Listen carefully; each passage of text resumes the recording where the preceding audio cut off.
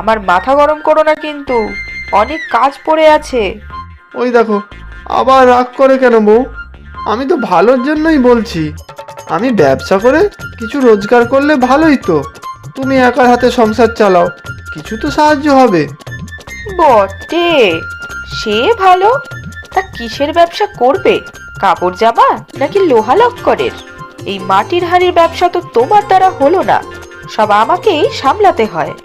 তা তো জানি বউ, আমার দ্বারা তো কিছুই হয় না। তুমিই যা বকে ঝোঁকে শিখিয়ে পড়িয়ে যা করাও। তাহলে কিসের ব্যবসা করার মতলব ফেদেছো শুনি?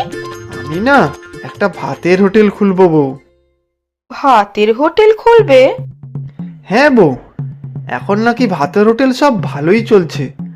আমাদের গ্রামে কত বাইরের লোক আসে। বুঝলাম। তা এই বুদ্ধি তোমাকে কে দিল শুনি? নিশ্চয় ওই হারান খুড়ো।